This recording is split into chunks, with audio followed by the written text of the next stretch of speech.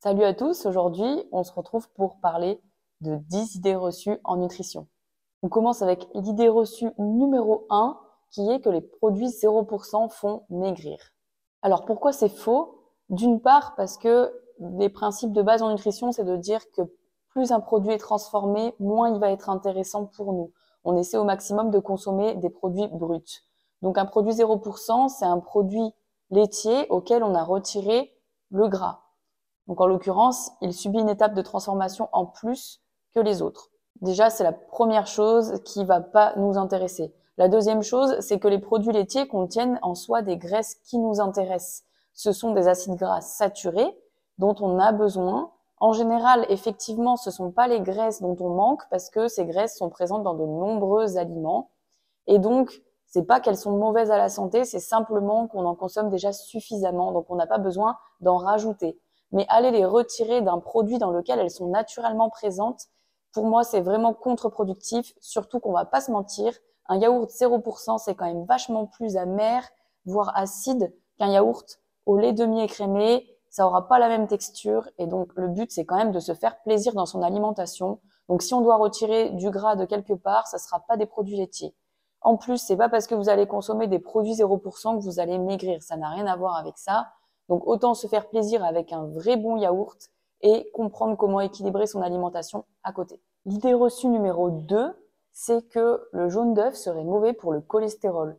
Donc il y a beaucoup de personnes qui me disent ne pas oser manger d'œufs pensant que c'est du mauvais gras et que ça va les faire soit grossir, soit ça va augmenter leur taux de cholestérol sur la prise de sang. Donc ceci est une affirmation fausse parce que l'œuf est une très bonne source de protéines, si ce n'est la meilleure source de protéines, parce que tout simplement, elle est très facilement assimilable par le corps et elle a de nombreux bienfaits, notamment le bon cholestérol. Alors effectivement, si vous mangez une boîte d'œufs par jour, ça va augmenter aussi votre taux de mauvais cholestérol. J'utilise les termes de bon et mauvais cholestérol de façon un peu vulgaire, puisque en médecine, on va pas parler comme ça, évidemment, mais j'essaie de vulgariser le contenu. L'œuf, c'est vraiment la protéine par excellence. Il faut pas consommer d'œufs crus, évidemment. Ça, c'est une ancienne bêtise qui a beaucoup été faite, notamment dans le bodybuilding. On n'assimile pas du tout bien un œuf mangé cru, donc surtout cuisez-le. En plus, c'est quand même meilleur, hein, on va pas se mentir. C'est bon pour votre cholestérol. L'idée reçue numéro 3 et qui est très présente, c'est que pour perdre du poids, je dois arrêter les glucides. Donc, s'il vous plaît, arrêtez avec cette idée qui est complètement erronée et qui malheureusement est plébiscitée par de nombreux coachs en nutrition, mais qui est une grossière erreur.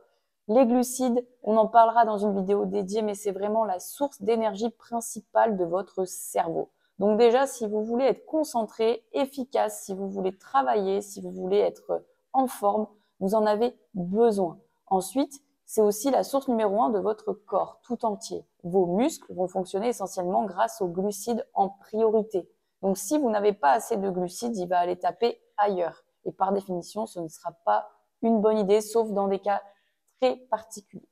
Les glucides, c'est votre carburant, en fait. Donc, il faut vraiment en consommer et c'est pas parce que vous allez couper vos glucides que vous allez perdre du poids sur le long terme. Effectivement, si demain vous ne mangez plus aucun glucide, par glucide, on entend tout ce qui est sucre, donc les féculents, le sucre simple, tout ce qui va être sucré en général ou type pâtes, riz, pain, etc.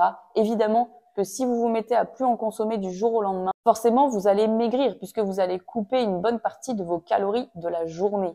Donc arrêter les glucides fait maigrir, oui, sur le court terme, mais vous allez être fatigué, stressé, vous allez être nerveux, vous allez avoir faim puisque c'est un des éléments de la satiété, les glucides, et surtout, regardez-moi une assiette sans aucun féculent, franchement, ça va pas vous donner envie très longtemps. Donc ça, on oublie, on n'a pas besoin de couper ses glucides pour perdre du poids, c'est complètement faux, simplement gérer ses quantités comme pour tout le reste. Idée reçue numéro 4, c'est que manger des glucides le soir, ça ferait grossir. On entend souvent que si le soir on s'envoie une assiette de riz avec notre poisson ou notre viande, on va grossir parce que la nuit t'en as pas besoin, tu dors. Alors, c'est archi faux. Ce qui va compter encore une fois pour votre corps, c'est pas ce que vous allez manger à une heure précise, c'est ce que vous allez manger sur le long terme. Donc, on peut parler d'une journée entière, d'une semaine entière, voire d'une année entière. Donc, sachez que c'est pas ce que vous allez consommer le soir ou le matin qui va changer la donne. Le corps ne stockera pas plus ce que vous allez manger le soir que ce que vous allez manger le matin. C'est complètement erroné. Le corps ne réfléchit pas comme ça.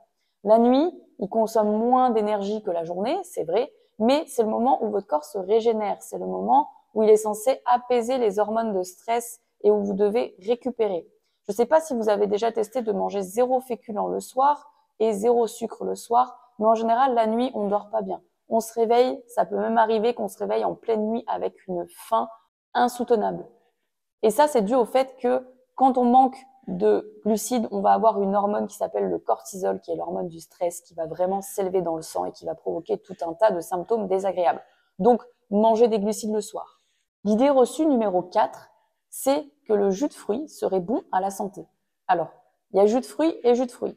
Le jus de fruits industriel, vous pouvez oublier, c'est comme si vous mangiez des morceaux de sucre. Vous pouvez prendre le meilleur jus de fruits qui soit, bio, 100% fruits avec pulpe, ce que vous voulez. Évidemment, ça sera toujours moins pire qu'un jus de fruits composé de 50% de sucre et 50% de fruits, mais ça sera toujours blindé de sucre parce que c'est encore une fois un aliment transformé qui est stocké et donc le fruit aura plus ses fibres naturelles, même si vous avez la pulpe.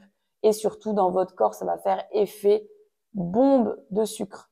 Donc, ce n'est pas bon à la santé. Si vous voulez boire du jus de fruits, prenez vos oranges, pressez-les vous-même ou tout type de fruits que vous voulez. Faites-vous un smoothie, mais arrêtez avec ces jus de fruits industriels. Idée reçue numéro 6, c'est que les fruits et légumes frais, ce serait mieux. Alors, ceci est assez clair dans la littérature. Les fruits et légumes surgelés ont le même pouvoir nutritif, c'est-à-dire qu'ils vont garder leurs oligo-éléments et leurs vitamines aussi bien qu'un produit frais, si ce n'est mieux, parce qu'un produit frais ne l'est plus quand ça fait une semaine qu'il est chez vous. Et en général, on consomme rarement ces produits frais le jour même parce qu'on n'a pas que ça à faire d'aller acheter des produits tous les jours chez le primeur ou au supermarché. Donc, vos produits frais que vous consommez quand ils sont déjà à moitié abîmés, c'est super, c'est écolo, mais en attendant, niveau nutritif, c'est nul. Donc, vaut mieux acheter des produits surgelés que vous pourrez garder plus longtemps, #Picard, et que vous aurez à disposition dès que vous en aurez besoin. Souvent, c'est des produits qui sont en plus facilement conditionnés, c'est-à-dire déjà pré-découpés, épluchés. Vous n'avez plus qu'à les faire cuire ou à les mettre dans votre blender pour les fruits. C'est vraiment super pratique. Donc, gain de temps, gain d'argent et au niveau nutritionnel, on est nickel. Est-ce qu'on peut consommer des boîtes de conserve? Oui, par contre, sachez que les boîtes de conserve, nutritionnellement parlant, c'est quand même beaucoup moins intéressant que des fruits et légumes frais ou surgelés. Donc, privilégiez le frais, mais vraiment frais, ou le surgelé. Les boîtes de conserve, ça dépanne, on peut en manger, mais il ne faut pas en faire son alimentation principale. L'idée reçue numéro 7, c'est que l'huile de coco serait meilleure à la santé. Alors, l'huile de coco, c'est super en vogue depuis déjà plusieurs années. Il s'avère que cette huile de coco, elle est surtout faite d'acides gras saturés. Pareil, les acides gras, je ferai une vidéo dédiée, mais donc les acides gras saturés, comme je le disais, on en consomme déjà suffisamment. Donc cette huile de coco qu'on va considérer comme huile santé, en fait, ne l'est pas vraiment, puisqu'on va apporter à notre corps des acides gras qu'il a déjà en excès de base dans la nourriture. Les acides gras saturés, on les trouve, comme je disais, dans les produits laitiers, on va les trouver dans la viande rouge notamment. Donc c'est des choses qu'on consomme assez largement. Donc si on veut utiliser de l'huile, il vaut mieux consommer de l'huile d'olive, de l'huile de colza, de l'huile de noix. Mais franchement, l'huile de coco, mettez-la dans vos cheveux, mais pas dans votre assiette. Idée reçue numéro 8, les cures détox, c'est indispensable. Alors, pas du tout. Sachez que le corps a le pouvoir de se détoxifier naturellement. On pense parfois que faire un jeûne ou faire une cure détox va vraiment permettre à notre corps de repartir à zéro. Mais ça, à part de la stratégie marketing, ce n'est rien de plus. En fait, vos organes ont largement la capacité de se détoxifier simplement en adoptant un mode de vie sain et une alimentation saine. Il n'y a pas besoin de priver votre corps de nourriture pendant une certaine période, même si ça peut donner la sensation d'être vraiment détoxifié parce qu'on va se sentir léger, on va avoir la sensation de faim, on va se sentir vide et on va se dire qu'on s'est purgé. Mais sachez qu'au niveau physiologique, c'est bien démontré dans les études scientifiques que ça n'a aucun impact, voire ça peut avoir un impact négatif sur votre corps puisque ça va le stresser. N'oubliez pas que lui, ce qui l'intéresse, c'est d'avoir de l'énergie. Donc si vous lui apportez plus rien, il va se mettre en mode alerte, il va produire des hormones de stress et il ne va pas comprendre. Donc le meilleur moyen de vous détoxifier, c'est d'adopter un mode de vie sain sur le long terme. Et ça s'arrête là. L'idée reçue numéro 9, c'est que manger protéiné, ça va te flinguer les reins. Alors, ça encore une fois, c'est prouvé dans les études que même en consommant 2 fois la portion préconisée par jour en protéines, ça n'a aucun impact sur les reins. Attention, les gens qui ont une pathologie rénale, évidemment, il ne faut pas qu'ils mangent hyper protéiné, mais on parle là de personnes bien spécifiques qui ont une maladie des reins de base. Manger protéiné ne va pas vous provoquer une maladie aux reins. c'est différent. Donc sachez que même les protéines en poudre que vous consommez en shaker, les compléments alimentaires et toutes ces choses ne peuvent pas vous provoquer de maladies rénales. Les reins filtrent très bien les protéines, il n'y a aucun problème avec ça. Et beaucoup de personnes ne consomment pas assez de protéines en se disant qu'en manger à chaque repas, c'est trop et que ça va abîmer leurs reins. Donc enlevez-vous ça de la tête, les protéines, c'est super important. C'est ce qui fait la structure de votre corps, la structure de vos muscles et qui va éviter la perte de masse musculaire, notamment chez la personne âgée. Donc c'est essentiel. Ça a plein d'autres fonctions. Pareil, je ferai une vidéo dédiée sur les protéines. Et on en arrive à la dernière idée reçue qui est que manger sans gluten réduirait l'inflammation. Alors là, j'attaque un sujet très controversé, vachement d'actualité, mais manger sans gluten, je suis désolée de vous le dire, ça ne réduit pas l'inflammation. C'est valable simplement pour les personnes qui ont la maladie cœliaque ou une forte intolérance au gluten. Encore une fois, ce n'est pas la majorité des personnes. Et manger sans gluten, c'est super contraignant et ça va vous enlever beaucoup d'aliments intéressants de votre alimentation. Ça pourra vous donner effectivement la sensation de bien-être et d'être léger puisque le gluten est quand même une protéine qui n'est pas forcément simple à digérer et que ça veut dire que si vous mangez sans gluten, vous allez réduire automatiquement votre consommation de blé. Et en réduisant votre consommation de blé, vous allez par défaut mieux manger.